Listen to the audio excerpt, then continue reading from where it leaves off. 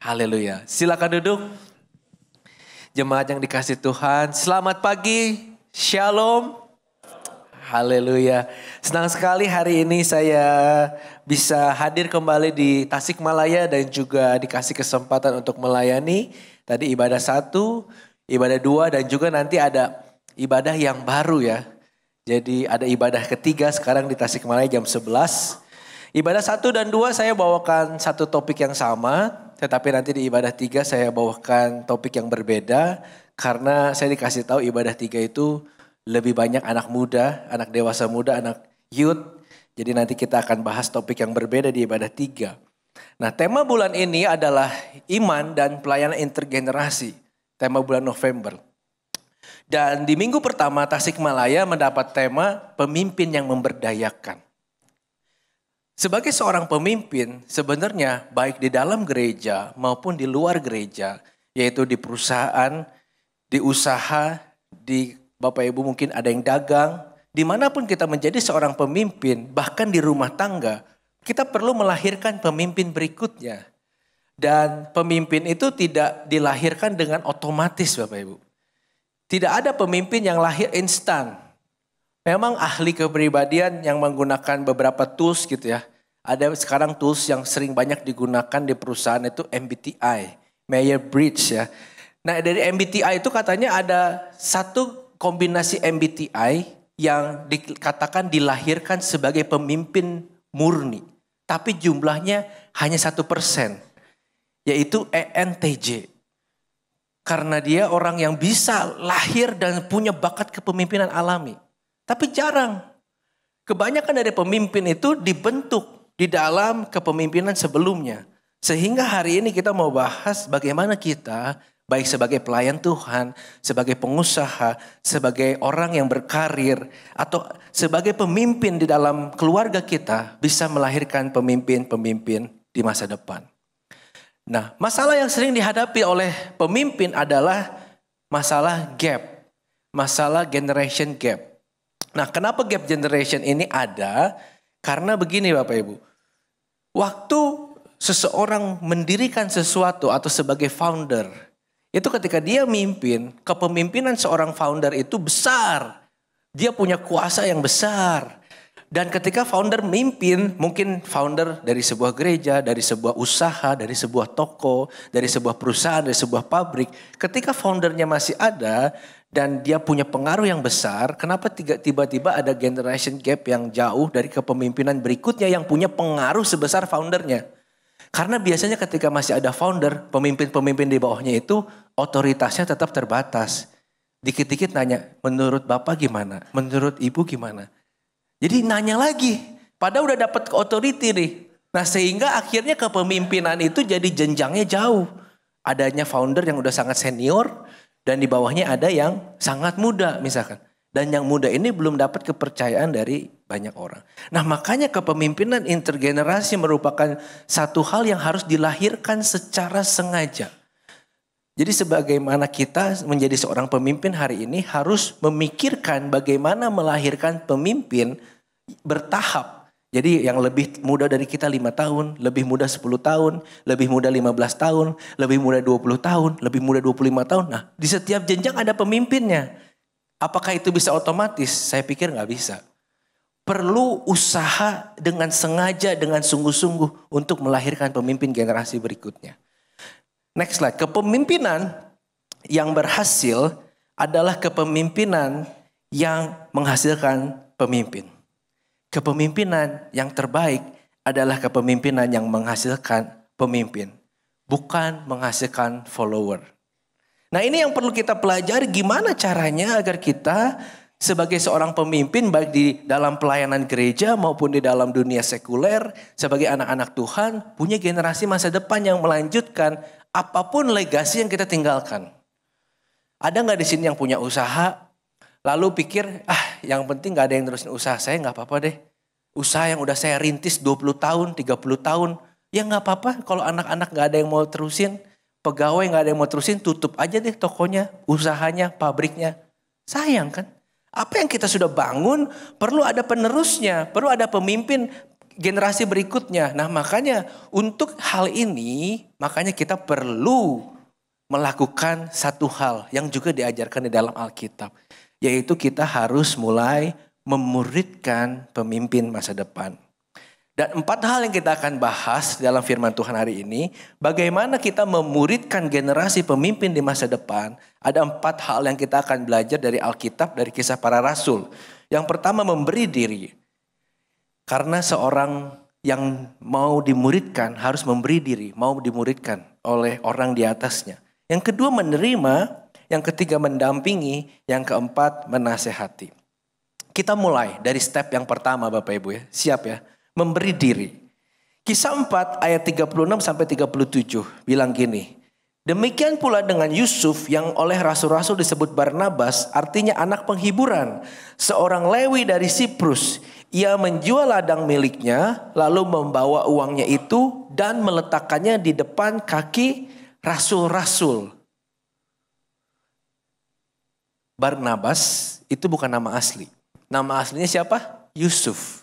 Tapi pernah gak dicatat lagi selain dari kisah 4 ini? Gak pernah. Karena ke depan Yusuf itu udah gak dipanggil Yusuf. Dipanggilnya apa?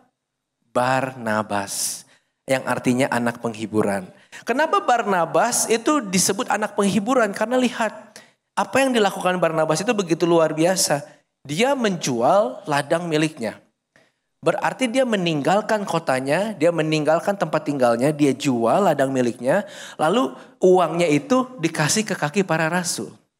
Kenapa uang menandakan pemberian diri?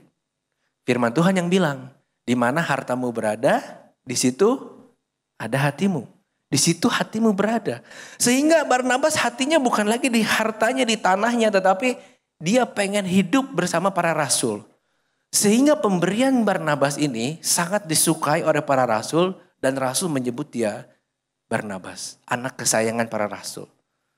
Kenapa saya bilang ini sebutan yang spesial? Karena sebutan ini membuat beberapa jemaat iri, yaitu Ananias dan Safira.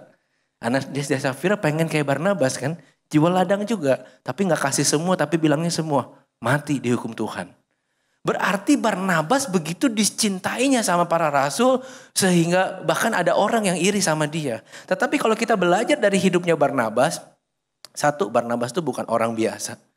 Mungkin status dia secara ekonomi, secara dunia lebih tinggi daripada Petrus. Petrus itu nelayan biasa yang mungkin hartanya gak banyak. Tetapi Barnabas yang punya harta, dia bisa-bisanya menjual hartanya dikasih di depan kaki Petrus dan rasul-rasul lainnya dan dia mau dimuridkan. Nah, memberi diri itu penting. Karena kalau kita punya orang yang mau kita muridkan, pinter, GPA-nya 4, skillnya bagus, ya, bisa bahasa Inggris, Perancis, Mandarin, Jepang gitu ya.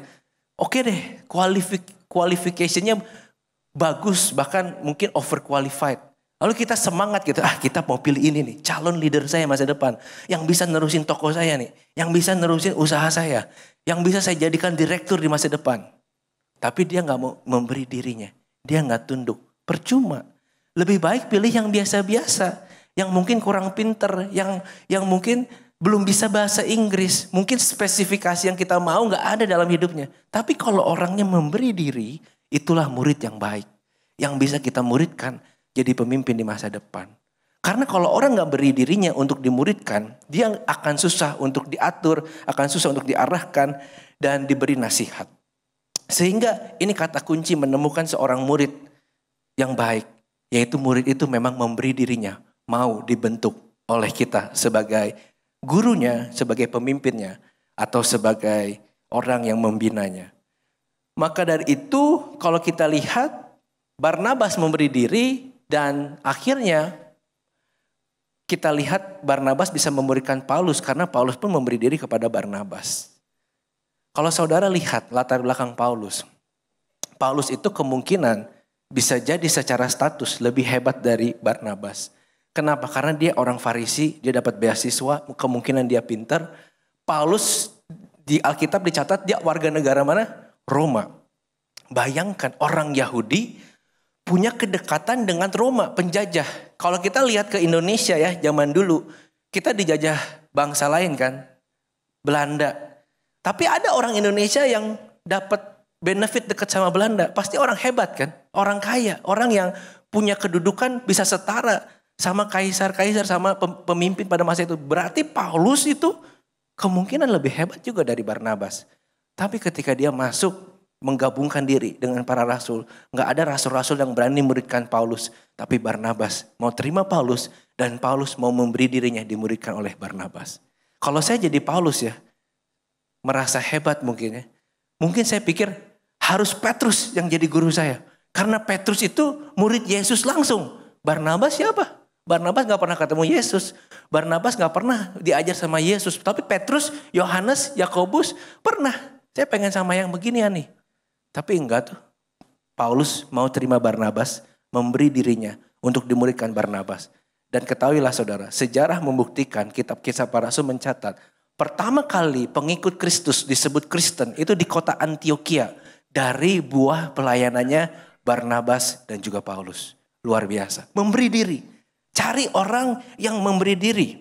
Yang kedua, untuk kita menemukan murid yang baik adalah kita harus menerima orang dengan segala kekurangannya. Kisah Rasul 9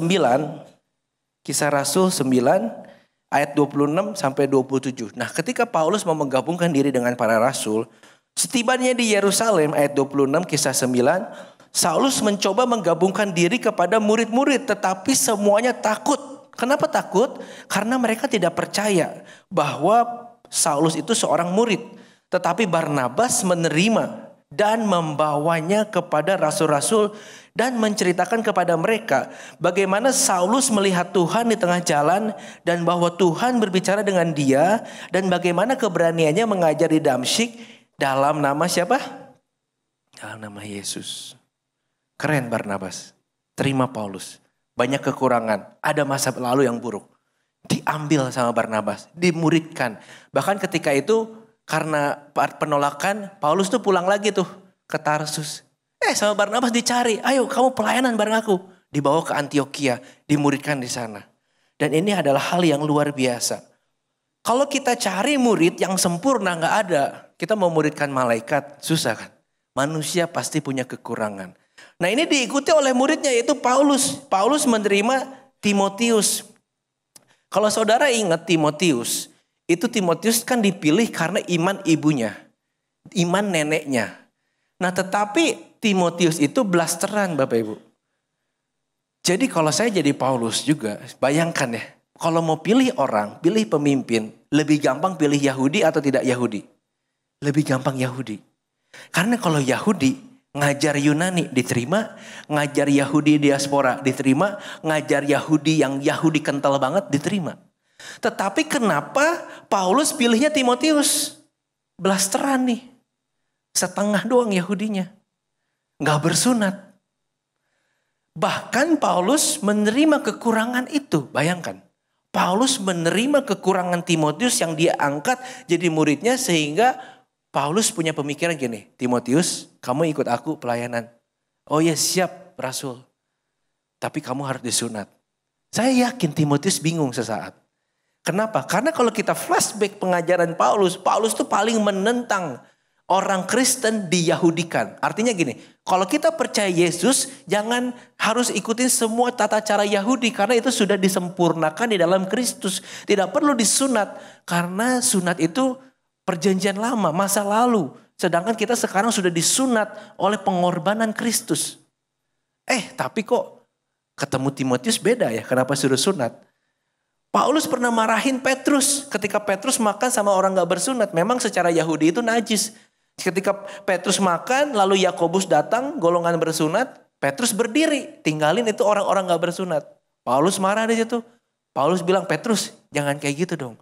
Kasihan kan mereka merasa dipinggirkan, padahal mereka sama-sama pengikut Kristus loh. Tapi kenapa ke Timotius beda perlakuannya? Kenapa Timotius yang blasteran ini, setengah Yahudi ini harus disunat? Tahu gak kenapa? Justru karena penerimaan Paulus kepada Timotius. Paulus terima walaupun Timotius itu setengah Yahudi. Dia tetap mau pilih dia jadi pemimpin gereja di masa depan. Dan Paulus tetapkan dia disunat agar apa? Agar ketika dia memimpin, ketika dia berkhotbah, Mau orang Yahudi, orang Yunani, orang manapun akan terima Timotius sebagai pemimpinnya. Dan itulah penerimaan Paulus. Didikan Paulus untuk Timotius. Sekarang kalau kita nyari murid untuk kita didik, mungkin menjadi penerus usaha kita, menjadi penerus karir kita, menjadi penerus masa depan kita, mungkin keluarga kita, anak-anak kita. Banyak kekurangannya Bapak Ibu, banyak kekurangannya. Tapi jangan lihat kekurangannya, tapi lihat kelebihannya. Mungkin kita lihat ini anak berpotensi ya, tapi orang tuanya punya banyak masalah. Orang tuanya tuh nipu duit. Nanti takut anaknya kayak orang tuanya. Belum tentu. Bisa jadi orang tuanya gak benar, anaknya benar. Bisa. Bisa jadi orang tuanya benar, anaknya penipu. Bisa juga. Jadi kita harus dengan hikmat melihat perubahan hidup seseorang. Dan melihat kekurangan itu, apa bisa kita bentuk, kita didik atau tidak. Karena kalau cari yang sempurna, itu gak ada. Dan kalau kita menerima, kita akan memuridkan dengan trust, dengan kepercayaan. Sehingga ketika kita memuridkan, tidak dengan asumsi negatif. Tapi kalau kita gak mau terima, lebih baik jangan. Misalkan ya tadi ya, anaknya baik nih. Tapi orang tuanya pernah nipu duit. Terus kita curiga terus sama anak ini. Sedikit duit hilang kita salahin. Padahal dia gak nyuri.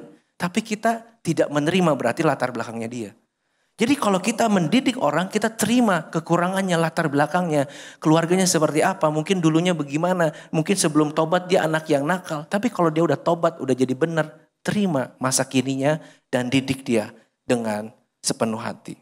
Yang ketiga yang paling sering kita lupa di dalam mengorbitkan seorang pemimpin harus ada pendampingan. Kalau kita lihat Barnabas dan Paulus itu hidup bersama-sama melakukan tugas pelayanannya khususnya di kota Antioquia terus sampai akhirnya mereka berpisah. Memang mereka berpisah pada awalnya karena perseteruan. Tetapi pada akhirnya di akhir hidupnya Paulus juga menganggap orang yang dia tolak, yang dia persitegangkan dengan Barnabas yaitu penulis Injil Markus. Pada akhirnya Paulus pengen cari dia, pengen berterima kasih. Tetapi kita lihat pendampingan itu penting. Lalu kita lihat yang Paulus kerjakan sama Timotius. Kalau Barnabas kan pilih Markus, Paulus pilih yang lain dan termasuk Timotius. Nah Timotius ini anak muda yang dibawa oleh Paulus pelayanan sampai akhirnya dia dirasa mantap. Ditaruhlah Timotius di tempat di kota yang besar. Nah saya mau tanya gini ya. Berikan waktu buat mendidik, mendampingi itu gampang atau susah? Susah, enak lakukan sendiri. Kita gemes kan kadang. Ini orang gak bisa-bisa, saya kerjain aja. Saya kerjain sendiri, saya pergi sendiri. Nyuruh orang salah, udah saya kerjain sendiri. Lama-lama kita semua yang harus kerjain. Orang lain gak bisa pekerjakan apa yang kita lakukan. Makanya di dalam pelayanan, kalau Anda melayani, pengen ada, misalkan kita worship leader ya. Pengen ada worship leader yang baru, kita harus muridkan, dampingi. Waktu mereka latihan walaupun kita gak jadwal kita nontonin. Nanti kasih koreksi. Pemain musik juga sama ngorbitin pemain musik baru. Waktu mereka latihan kita dampingi, kita kasih tahu, kita kasih nasihat. Pelayanan bareng. Waktu kita bekerja sama. Kalau kita pengusaha kita pengen yang kita didik itu ngerti cara deal dengan konsumen itu seperti apa. Cara nego dengan supplier itu seperti apa. Ajak, suruh dengerin kita telepon. Ajak ketemu klien. Cara ngelobi seperti ini, bawa mereka, dampingi. Sampai akhirnya mereka ketika mulai masuk ke dalam pekerjaan itu, ke dalam pelayanan kita pun dampingi. Nah ini sama ketika saya mulai melayani, saya juga lakukan itu. Saya ajak anak-anak yang saya muridkan itu, anterin saya khotbah. Mungkin terasanya kalau orang lihat ya, lu kok gitu ya jadiin orang itu supir. Bukan supir loh, memang mungkin dia nyetirin saya. Tapi dalam perjalanan kita ngobrol, kita diskusi. Masa kehidupan, masa pelayanan.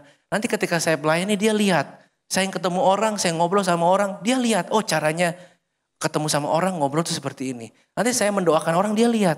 Kita ajak ke kedukaan, kita ajak ke rumah sakit. Kita ajak ketika kita KKR pelayanan di kota lain kita ajak. Agar mereka tuh lihat, begini ya. Teorinya begini, prakteknya seperti ini. Dan pendampingan itu butuh usaha Bapak Ibu. Lebih mahal, lebih effort. Tetapi percayalah kalau kita lakukan ini, di masa depan kita punya pemimpin-pemimpin yang mungkin lebih hebat daripada sewaktu kita memimpin. Amin. Lakukan pendampingan, lakukan mentoring. dampingi. Waktu saya jadi sales, saya ketika rekrut orang masuk ke tim saya nggak tinggalin sendirian. Saya ajarin, kamu ikut saya yuk ketemu orang. Saya ngomong sama nasabahnya, sorry ya saya bawa teman, ini lagi saya ajarin. Kita ngobrol biasa ya, dia memperhatikan. Nanti ada waktunya dia suruh cari calon klien, saya yang temenin dia. Biar dia tahu, biar saya bisa mempelajari. Nanti sisanya ya dia bisa lakukan sendiri. Tapi pendampingan itu penting dilakukan. Bukan hanya di dunia pelayanan, tapi di dunia marketplace, di dalam usaha, di dalam mendidik anak-anak. Itu penting. Nah, yang terakhir kalau udah mendampingi pada akhirnya orang tuh sampai kepada posisi kan. Nah ketika udah ada posisi, kita tugasnya tinggal menasehati Bapak Ibu. Bukan ikut campur. Karena gini, kalau pemimpin yang kita taruh, lalu apa-apa harus nanya ke kita. Gimana ya Bu? Gimana ya Pak? Menurut Bapak gimana? Menurut Ibu gimana? Dia lama-lama gak bisa mimpin. Jadi dia tuh cuman sebagai perpanjangan mulut kita doang. Apa-apa keputusannya diambilin sama bosnya, sama foundernya, sama ketuanya. Kasih mereka otoritas untuk memutuskan. Kita tugasnya tinggal menasihati. Kalau keputusan mereka salah, nasihati, kasih tahu.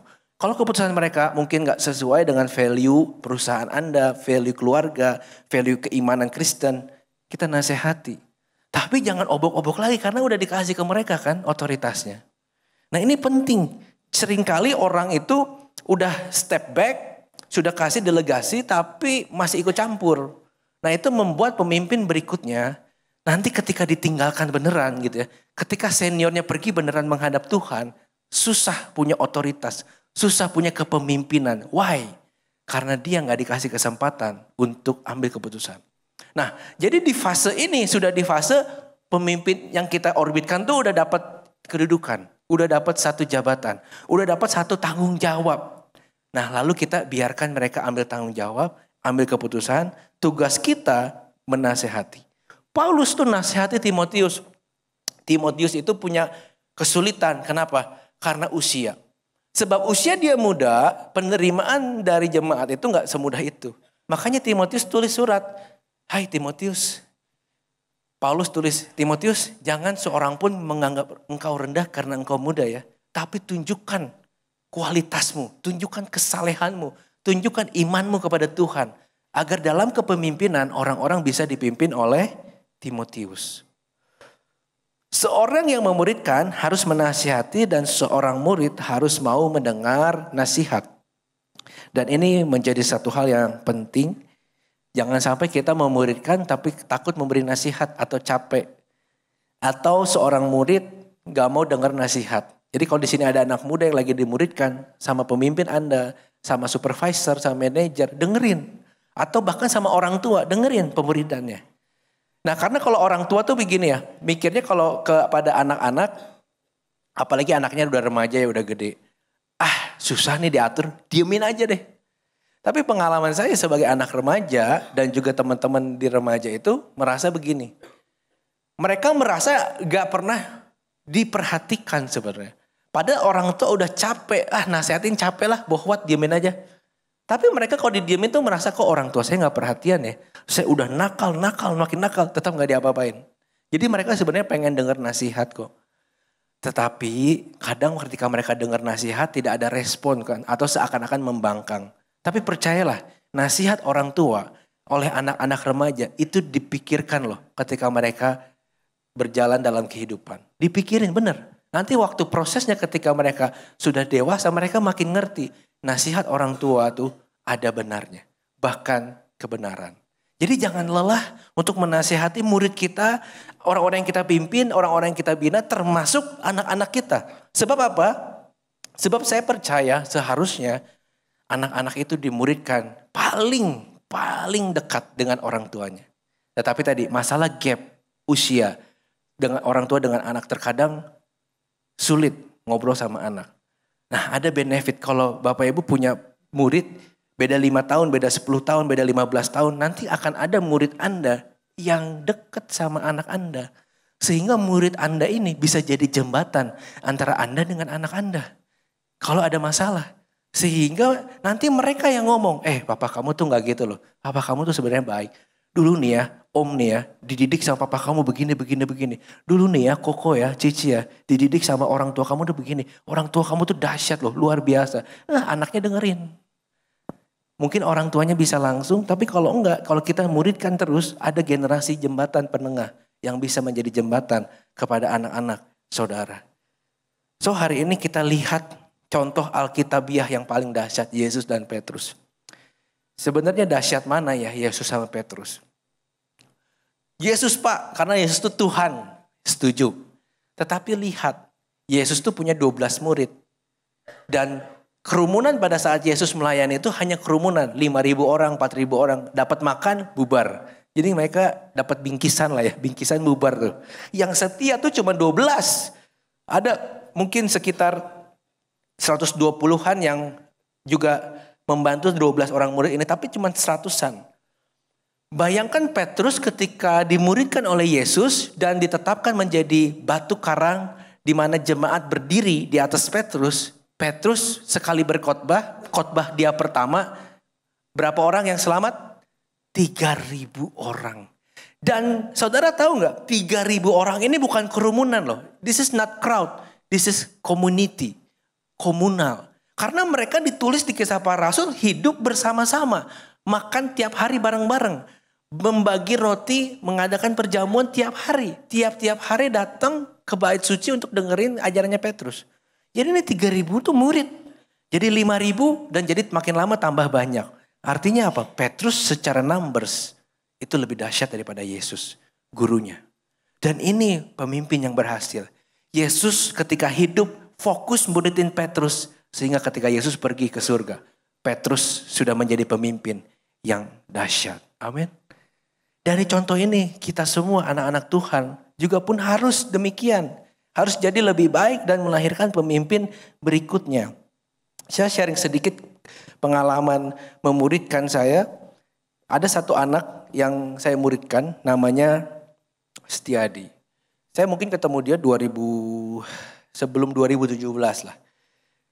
Tetapi ketika saya masuk ke dalam pelayanan gereja 2017, kita pemuridan lebih intens. Tetapi yang saya ingat pertama kali saya memuridin orang ini, saya memuridkan dia itu tidak saya yang mencari atau saya yang bilang, kamu jadi murid saya. Enggak. Tapi anak ini datang memberi diri tadi seperti Barnabas. Dia datang, kok mau nggak mau nggak jadi mentor saya? Lalu di sana saya nggak langsung jawab, saya diam dulu. Kenapa? Karena saya tahu ini anak hebat, potensial, tetapi saya lihat, saya itu bukan orang dominan. Saya orang yang stabil, orang yang cermat. Dan anak ini dominan. Saya lihat gini, kalau saya muridin dia, bisa nggak ini anak dominan saya atur, saya didik, nurut sama saya. Takutnya dia nggak bisa diatur karena dia dominan kan. Tetapi ketika kita berdoa, sama-sama doakan dulu ya bro, kita doakan terus ketemu lagi, akhirnya kita sepakat, oke, kita coba ya. Saya mau jadi mentor, kamu jadi murid. Nah di awal-awal itu karena si anak ini dominan ya, dia udah nentukan, kita ketemu berapa lama sekali ya? Sebulan sekali, seminggu sekali. Terus abis ketemu nanti kita apa lagi? What next? Jadi sedangkan saya kan orangnya kalem gitu ya, stabil. Nah saya cepet, gimana ya? Akhirnya kita cari cara yang cocok untuk pemuridan. Dan pemuridan berlangsung, puji Tuhan. Dapat kesempatan untuk melayani lebih lagi. Dan ketika dia lulus kuliah, anak ini lulus dengan nilai yang baik. Bidangnya manajemen. Lalu saya pikir gini, ini anak bisa kerja di banyak tempat. Perusahaan-perusahaan bank atau waktu itu perusahaan-perusahaan teknologi lagi berkembang. Mungkin dia bisa masuk ke sana. Tapi dia bilang gini, aku gak mau kerja. Mau ngapain lu? Mau pelayanan. Saya mikir gini, di gereja kerja apa nih Anya? Kalau saya rekrut tapi gak ada jalur karirnya, sayang karena dia potensial. Lalu ya udah, kamu cari kerja dulu deh. Gak lama lagi masa pencarian kerja itu di gereja tiba-tiba ada satu bentukan departemen baru untuk bidang manajemen, penelitian. Karena gereja kita di Bandung itu kan growth-nya cukup pesat ya. Jadi banyak hal-hal yang secara manajerial itu berantakan karena organisasinya tadinya kecil, gerejanya tadinya di ruko, tiba-tiba di gedung dan jemaatnya bertambahnya pesat gitu ya. Akhirnya ada divisi baru, departemen baru untuk bagian penelitian. Dan anak ini masuk kualifikasinya. Dicobalah dia magang. Akhirnya dia masuk full time di gereja mungkin sekitar tahun 2018 ya kalau nggak salah. Dan bersyukur ketika saya investasikan waktu mendampingi, memuridkan, dia lama-lama dikasih ke kepemimpinan, mulai dari pemimpin divisi, departemen, sampai jadi wakil ketua. Dan sekarang ketika saya diutus ke Jakarta tahun 2024, saya pegang youth dari 2017, nah 2023 saya terakhir, 2024 Setiadi saya orbitkan jadi pemimpin youth. Apa yang sulit? Pada awal kepemimpinan, orang tuh begitu didelegasikan selalu nanya. Nah yang sulit itu kita membatasi diri. Dia selalu nanya gini, kok saya mau bikin ini gimana kok? Dulu kok bikin aturan gini saya ubah boleh nggak? Dulu kok bikin begini saya sekarang mau tambahin begini, oke nggak? Lalu saya bilang gini, bro, lu gak usah nanya-nanya gue lagi. Sekarang pemimpinnya elu, kamu pemimpin. Otoritas ada di tangan kamu. Lakukan apa yang menurutmu baik bagi komunitas. Saya menasihati, kalau ada masalah, ada sesuatu tidak berjalan dengan baik, saya akan nasihati atau kamu minta nasihat datang bisa. Jadi saya tugasnya udah tinggal nasihatin karena udah dikasih otoritasnya. Nah ini sulit, kita pengennya kan greget ya, pengennya aduh saya ambil alih lagi aja gitu. Tapi itu kita harus membatasi diri. Sehingga pemimpin ini yang kita sedang orbitkan punya kualifikasi menjadi pemimpin yang bagus. Dan saya bersyukur ketika saya muridkan dia gak berhenti sampai di Setiadi. Next slide. Setiadi muridkan lagi seorang bernama Billy. Billy sekarang sudah jadi wakil di youth di Bandung. Jadi dia ketua, wakilnya anak rohaninya. Dan Billy pun mau memuridkan Albert. Jadi terus berjalan. Albert yang paling ujung sebelah sini berarti ya. Sebelah sini Albert, Billy yang tengah. Albert itu potensial leader. Dia udah jadi wakil di remaja. Tetapi memang dia dapat kesempatan karir yang luar biasa di Jakarta. Sekarang lagi kerja dulu di Jakarta. It's okay. Mungkin dia bisa melayani di Jakarta atau nanti kemudian pulang ke Bandung. Tapi gak ada masalah. Yang penting kita didik, muridkan generasi-generasi berikutnya. Dan saya akan menutup beberapa slide dengan hal ini untuk membuka inspirasi buat kita semua. Mungkin tim Praise and Worship bisa mempersiapkan diri. Like father, like son. Anda tahu Tiger Woods, seorang pegolf terbaik. Dia punya anak namanya Charlie Wood. Anaknya, mukulnya, swingnya kayak bapaknya. Bagus banget. Sampai gaya swingnya, gaya berdiri megang sticknya itu kayak bapaknya. Lihatin fotonya. Tiger Woods dan Charlie Wood. Dididik anak itu jadi calon atlet golf masa depan. Next slide, Cristiano Ronaldo. Lihat tendangan bapaknya sama anaknya sama. Dia punya anak namanya bahkan sama, Cristiano Ronaldo Junior. Keren ya. Jadi Cristiano Ronaldo Junior. Junior ini kalau kita lihat dokumentarisnya Ronaldo, dididik dengan sangat keras oleh bapaknya menjadi atlet sepak bola masa depan. Gak boleh minum Coca-Cola, gak boleh makan permen, gula. Padahal anak kecil kan suka kan. Cristiano tuh bilang, Junior kalau kamu pengen jadi seperti saya, kamu harus jaga makan. Kamu harus hidup sehat, diet, tidur cepat, bangun pagi latihan, sehari latihan berapa jam. Bahkan neneknya, artinya mamahnya Ronaldo tuh bilang, Junior itu lebih hebat daripada waktu Ronaldo muda. Dan sekarang Junior itu ikut Ronaldo ke Arab, tapi saya lihat sepertinya Junior itu kembali ke Spanyol, ke Real Madrid, ikut sekolah lagi di Real Madrid. Sebab kesempatan karir di sepak bola Eropa lebih besar daripada sepak bola Arab. Dan saya lihat kemungkinan Junior ini, Cristiano Ronaldo Junior, bisa jadi 5 tahun lagi hebat seperti orang tuanya. Dididik, difokuskan untuk menjadi seperti orang tuanya. Yang terakhir ada namanya Jos Verstappen, anaknya Max Verstappen. Jos Verstappen seorang pembalap Formula One yang cukup berhasil tapi gak pernah jadi world champion. Why? Karena dia hidup di masa Michael Schumacher. Michael Schumacher itu terlalu hebat, terlalu mendominasi. Jadi Jos Verstappen tuh gak pernah merasakan world champion. Tetapi dari kecil lihat anaknya dibawa ke sirkuit. Dari umur 4 tahun udah balapan go-kart. Dari umur 4 tahun udah diajarin balapan. Sampai akhirnya anaknya sekarang menjadi juara dunia 3 kali. Max Verstappen. Tahun ini kemungkinan kalau dia menang terus, akhir tahun dia bisa jadi juara dunia keempat. Tapi tahun ini cukup berat, persaingannya mungkin juara mungkin enggak. Tapi Max dididik oleh seorang Jos menjadi lebih hebat dari karir orang tuanya. Orang tua kadang berpikir anak bebasin aja Pak, mau jadi apa? Terserah, gak usah kasih jalur path karir. Salah. Orang-orang hebat menyiapkan jalur untuk anak-anaknya. Kita tidak memaksakan, tetapi kita menginspirasi, menetapkan. Kalau kita mau mengorbitkan anak kita jadi sesuatu, dari kecil kan udah dikasih pupuknya. Mulai dilesin apa, mulai dilatih apa, dididik seperti apa. Kita sudah arahkan Bapak Ibu. Dan kita sebagai orang tua harus benar-benar memuridkan anak-anak kita. Agar anak-anak kita tidak jadi pemuda yang sembarangan di kemudian hari. Tapi menjadi pemuda pemimpin yang dipakai Tuhan luar biasa. Ada amin? Like father, like son. Pastikan anak-anak kita lebih hebat daripada kita. Pastikan anak-anak kita didik menjadi orang yang lebih dipakai Tuhan daripada sewaktu kita hidup. Yang terakhir mungkin like father, like son. Hamba Tuhan yang menggembalakan kita, Pendeta Julius dan Pendeta Rubin menjadi satu teladan buat kita. Yuk kita muridkan. Anak-anak muda di sini kalau ada yang mendengarkan, ikuti kata orang tuamu. Kita mungkin anak muda kreatif, hebat, tenaganya banyak. Tapi orang tua kita punya hikmat yang gak bisa dibeli sama pendidikan kita. Yang mereka bayar dengan waktu hidup yang lebih panjang. Ikutin kata mereka, nasihat-nasihat mereka. Maka percayalah kalau kita ikutin nasihat orang tua kita, kita akan menjadi orang yang hebat di masa yang akan datang. Amin. Mari jemaat-jemaat lahirkan pemimpin masa depan. Buat gereja Tuhan, buat usahamu. Agar apa? Agar di masa depan anak-anak Tuhan menjadi garam dan terang dunia. Amin. Amin. Untuk kebenaran firman Tuhan. Mari kita bangkit berdiri. Kita persiapkan hati kita untuk menerima perjamuan kudus. Saya akan tutup firman Tuhan dalam doa.